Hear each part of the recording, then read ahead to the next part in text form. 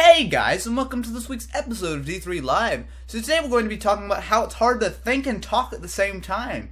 No, I'm just kidding. We're just talking about some of the bloopers. Of course, we're going to be talking about the Nintendo Wii U against the Xbox 360 Kinect, as well as the PlayStation Move. All of these new next-generation motion and non-Xbox PlayStation controllers, all the kind of new stuff. So, of course, if you guys missed it, earlier this week at E3, Nintendo unveiled their brand new Wii U. They really didn't talk about the console much. Pretty much it was all based on the controller. And of course, Nintendo, that's what the Wii was all about, was that new controller, the motion control. You get to go and bowl and do all kinds of fun stuff. So, of course, everyone was really keeping their hopes up for the Wii U. And I've got to say, it's innovative. I don't think anybody can, knock Nintendo for not being innovative. It's a really interesting looking controller, and it's got some pros and cons. So I'll go ahead and go over some of those, and again, I'll try to give you guys at least a little bit of a comparison between the other, with all three rather. So the first thing about the Wii U is, of course, got to be the screen. Now, it's a pretty large screen. In my opinion, I think they probably could have made the screen a little bit smaller without it being a big deal, but that's kind of besides the point. Of course, you do have a screen, and one of the really cool things about that is that you can play games on the controller rather than using your TV. Now, that's probably the number one thing about the Wii U that's really going to set it apart from other people. So, of course, like if you guys saw, they had a commercial or like a demo of it, and they were showing like somebody comes in, like steals the TV from you. Of course, if you're playing video games, people always do that. And of course, all you need to do is just continue playing on the controller, TV that you don't even need to have the TV on, or you might not even ever need a TV in general. So that's one of the big things about the Wii U is, of course, you can have that screen. Of course, it's also going to be nice for inventory and whatnot.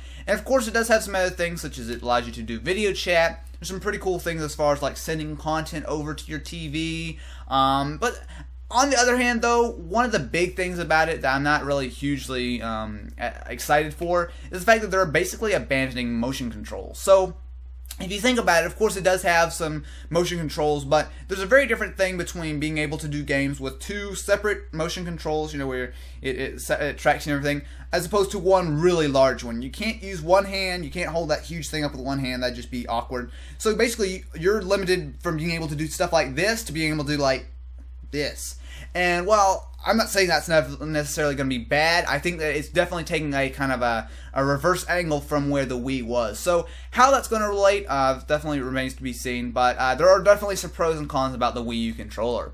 Now moving on to stuff that we've actually used, since of course the Wii U is pretty new, not a whole lot of people got their hands on it, but of course since the PlayStation Move and Kinect are already out, I can go ahead and talk a little bit more freely and give you guys some of my hands-on impressions of that. So first thing is the Move. Now, I will be honest, when the Move came out, I thought that was just going to be the Wii Remote. I mean, it looks and works very similarly. And in fact, it does have a lot of the same, characteristics. Of course, there's a main controller and there's a sub-controller.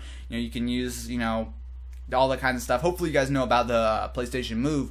But where the Move really separates itself from everywhere else is in the hardcore games. So, when I first saw it, I was really afraid that all we're going to be doing is just seeing the Wii HD. We're going to see some kind of fun, cool looking games, but nothing really, for the hardcore audience that loves the PlayStation 3.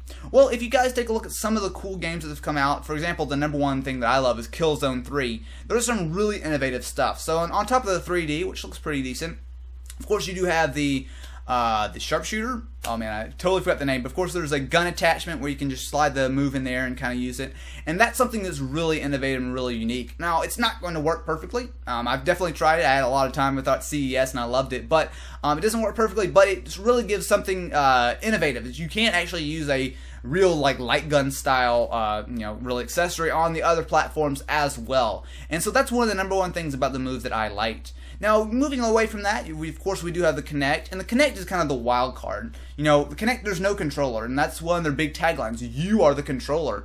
And there's a lot of good stuff about that, but again, there's some stuff that I'm not super excited about. So, of course, with the Kinect, there's all kinds of cool stuff since it tracks your body in real time, so, you can, push the balls on the screen, and that, you can do all kinds of stuff and use your body as a controller and all kinds of stuff like that. And there's some cool stuff. However, one of the biggest things that Microsoft was pushing in E3 this year was the voice commands. So of course, you can talk into it and say Xbox, play next song, or things like that. But they're also expanding that into games. So for example, they showed Mass Effect, where you can go tell your squad to go this way or that way or whatever and use voice commands. While I really like that and I think that's interesting, I kind of question the need to buy a $130 camera, basically, to use audio controls when shouldn't the Xbox be able to do that in general? So kind of not 100% sure about how that's going to work, but I definitely say that there's no doubt that all three of these are unique. They do have all of their own, strengths and weaknesses about them. Okay, guys, so for the second segment of D3 Live, I'll be taking live questions from everyone in the chat. As always, every episode of D3 Live is filmed in front of a live audience. We've got quite a few people in here who are going through some technical difficulties, so we're going to go ahead and try to answer a few questions. Alright, do I think the PS Vita will have a terrible launch in terms of games like the 3DS? Well, if you guys don't know about the PS Vita, I'm absolutely loving it. I love the power, I love the price, I love a lot about it. And while it's definitely a possibility, I don't think that Sony's going to make that same mistake. I mean, the 3DS, I would have bought one day one if they would have had some good games. But honestly, I was going to go get one. I look over and there's literally not one game I would want to buy. So I didn't get one and I still don't have one. And I think that's a big problem. I mean, if you launch a big new system, it had better have some good games. So, while I don't know of any games that are actually going to be out. They haven't announced any yet. I would certainly hope that Sony's not going to make that same mistake.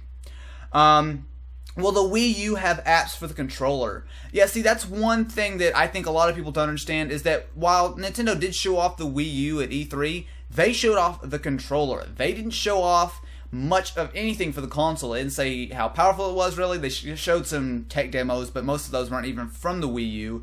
And then a lot of the stuff was just we don't know how the interface is going to be. We don't know if it's going to have apps like Netflix and stuff. We don't know if it's going to have, some kind of Xbox Live equivalent. So there's a lot that we don't know about the Wii U. So as far as apps, especially for the controller, I would certainly hope so. They showed that checkers little thing that was running on the controller. I would hope so, but honestly, we really just do not know. They just have not said much of anything yet. The Zelda Wii U was a proper tech demo. Yes, that was about the only real tech demo. I mean, they showed a couple of them that were running on the Wii U, supposedly. I mean, you never know. But, that did show off some graphics. The graphics do look pretty decent. But again, like I said, we don't know a lot beyond just a rough idea of the graphics and some about the controller. Do I think the PS Vita price and specs... What do I think about the PS Vita price and specs for that price? The question is a little bit oddly worded, but yeah, I'm really, really excited about the PS Vita. I think that for the price, for $250, you can directly compare it to the Nintendo 3DS, the Vita comes way out ahead. I mean, it's got a really nice 5-inch OLED display with a high resolution. You've got a rear touch panel. You've got, of course, the front is a touch. You've got motion controls. You've got dual thumbsticks. You have all the standard buttons from the PSP, or at least all the the shoulder buttons, all that kind of stuff. And on top of that, you have a quad-core processor, which is way, way, way more powerful than what you'll find in the 3DS. So yeah, for the price, and especially for $50 more, you can get 3G, which I'm not 100% sure how many people want 3G on their console. I mean, it might be nice for some people. I haven't decided if I really want that on mine yet, but for the price, I'm absolutely satisfied with PS Vita. I think they did a great job. Minecraft on the Wii U. Now, I tell you what, Minecraft on the Wii U would actually be pretty cool. I mean, being able to have your inventory on the one screen, being able to play. But, coming back and kind of circling around to something I talked about a little bit earlier, with the Wii U, most of what we've seen was just have to do with putting menus and inventory on the secondary controller screen. Well, that's great. That'll work. I think a lot of it is going to come down to what the developers can come up with, what new and innovative things that we can see. For example, they were doing throwing shuriken, from the controller at the screen. Now, that's something really interesting. And if the Wii U can do a lot of really cool and interesting things like that, I think it'll be fantastic. I believe Sony has actually innovated with this and the 3DS. How do you think the rear touch panel can be used? Well, you see, I think a lot of the rear touch panel is more of Sony's well, hey, we're going to add this and just see what our developers think. I don't think they actually have any specific ideas. I mean, I've seen a couple of things where Mod Nation Racers, where the front, you're building a track and you can kind of adjust the land. And so if you touch on the front panel, it'll push the land down. If you push from the back, it'll push the land up. So it's very similar to how if you were actually pushing your fingers and kind of adjusting stuff. But as far as the rear touch panel goes, I mean, I could see it maybe kind of if you had a trackpad on your computer, you being able to control the characters, being able to press buttons from behind. I mean, there's a lot of ideas. So I don't think it's going to be the most useful feature in the world. But again, I think it's nice that it has it. I don't think it's a big deal. It's not like it really hurts anything by adding that. So anyway, guys, that's it for this week's slightly extended edition of D3 Live. I better get the name right. If you guys enjoyed, definitely be sure to subscribe up above. I do these every Saturday at 3 o'clock Eastern Time. So I post a video right before I go live. So if you guys like, you can come and watch the show live, and hang out in the chat and talk about stuff and ask questions. Or of course, you can just watch these episodes pre-recorded live on YouTube.